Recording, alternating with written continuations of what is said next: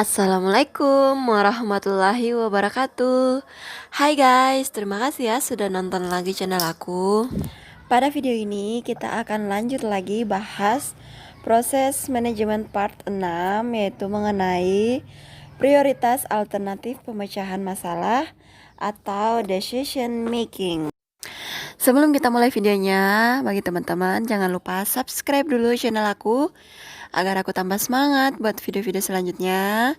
Dan jika kalian suka pada video ini, kalian bisa like, kalian juga bisa komen di bawah konten apa selanjutnya akan kita buat, dan share ke semua sosial media yang kamu punya. Dan jangan lupa nyalakan notifikasi lonceng agar kamu tidak ketinggalan video-video aku selanjutnya. Selamat belajar.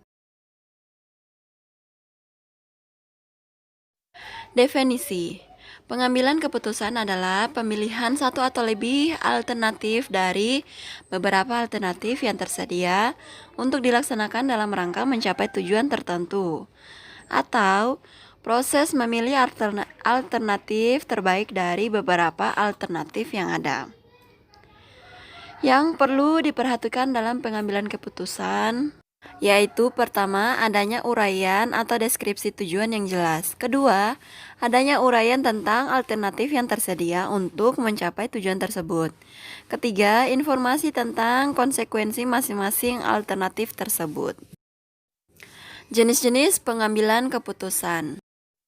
Ada dua macam pengambilan keputusan, yaitu pertama menyangkut tujuan, baik ketika menentukan ataupun ketika menilai tercapainya atau tidak tercapainya tujuan tersebut. Kedua, menyangkut tata cara atau alat yang akan dipergunakan. Keputusan dilakukan untuk menentukan tata cara atau alat apa yang akan dipakai sedemikian rupa sehingga tujuan yang telah ditetapkan dapat tercapai. Langkah-langkah pengambilan keputusan. Langkah-langkahnya itu pertama, menetapkan tujuan. Kedua, menetapkan kriteria. Penetapan kriteria ini bisa terdiri dari A. Kriteria mutlak. Kriteria mutlak adalah persyaratan yang mutlak, artinya tidak dapat ditawar, yang harus dipenuhi oleh keputusan yang dihasilkan. Kriteria ini menyangkut output dan research atau sumber daya. B. Kriteria keinginan. Kriteria keinginan digunakan untuk menyaring alternatif yang tidak dapat memenuhi salah satu dari kriteria mutlak.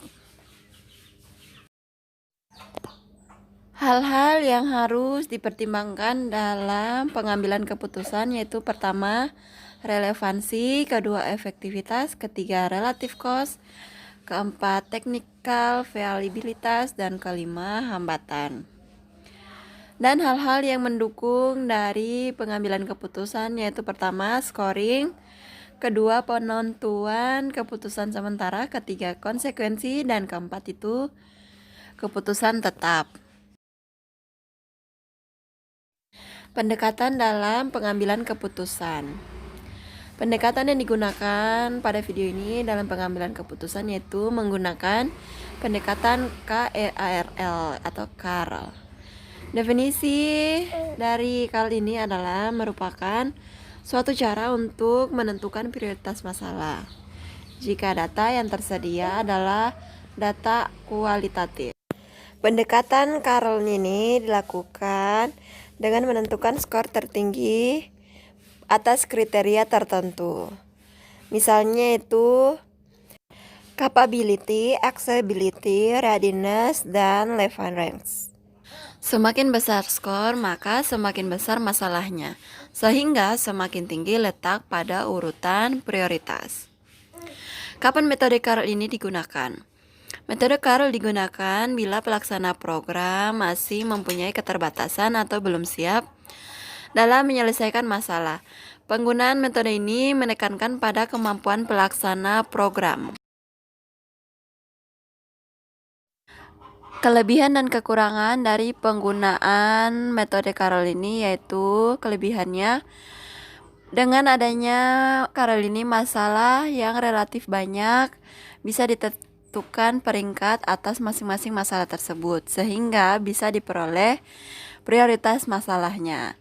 Adapun kekurangannya itu pertama, penentuan skor sangat subjektif sehingga sulit distandarisasi. Kedua, penilaian atas masing-masing kriteria terhadap masalah yang diskor perlu kesepakatan agar diperoleh hasil yang maksimal dalam menentukan peringkat. Ketiga, objektivitas.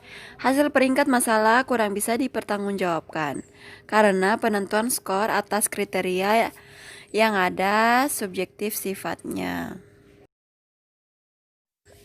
Langkah berikutnya dalam penentuan prioritas masalah menggunakan Karel adalah persiapan gugus tugas.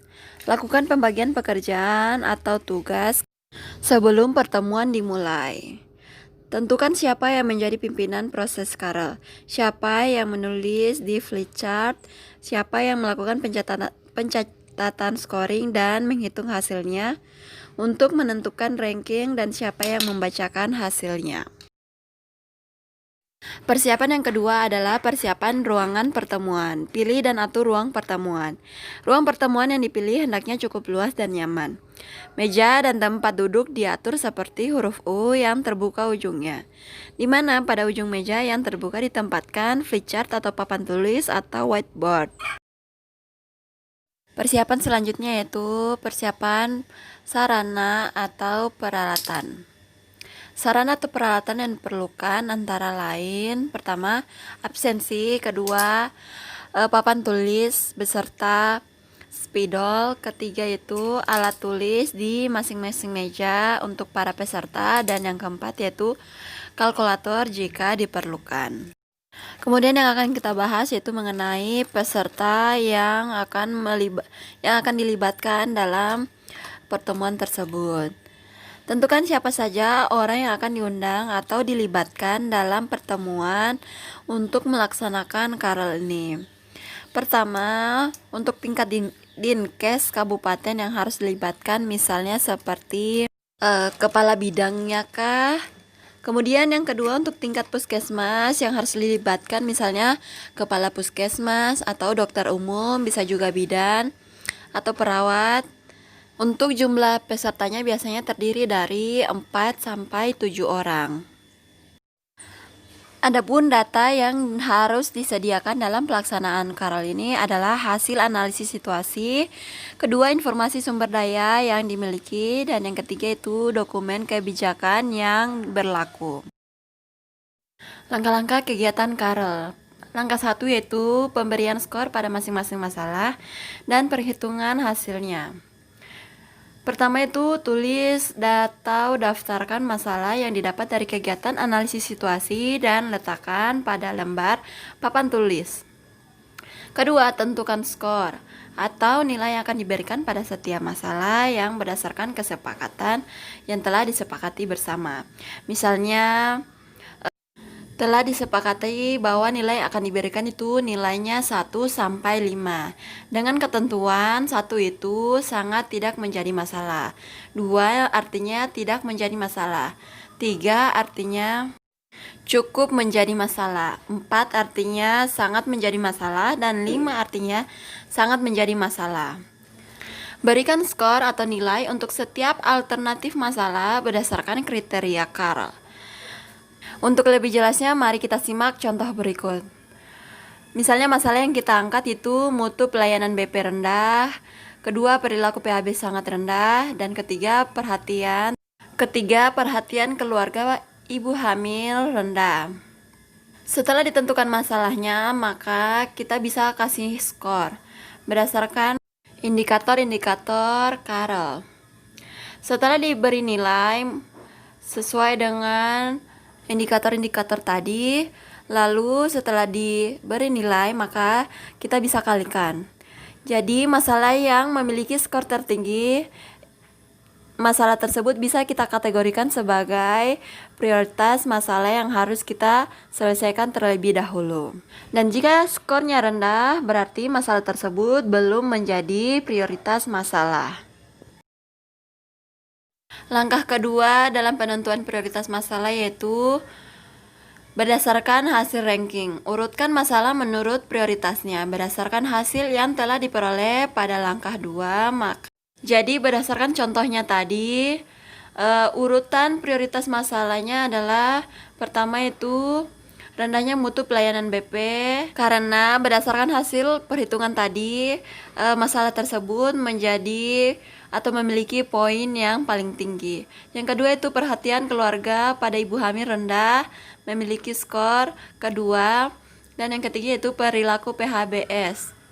Jadi bisa disimpulkan bahwa dari contoh soal tersebut yang menjadi prioritas masalah itu adalah pada nomor 1, yaitu mengenai mutu pelayanan BP, karena ia memiliki skor yang paling tinggi. Sekian dulu video dari saya, semoga video kali ini bisa bermanfaat untuk kita semua. Terima kasih bagi teman-teman yang sudah subscribe channel aku dan sudah nonton sampai akhir video. Bagi teman-teman yang belum subscribe, teman-teman bisa subscribe dulu channel aku agar aku tambah semangat buat video-video selanjutnya. Dan jika kalian suka pada video ini, kalian bisa like, kalian juga bisa komen di bawah konten apa selanjutnya akan kita buat. Dan jangan lupa nyalakan notifikasi lonceng. Bye, sampai ketemu di video-video selanjutnya.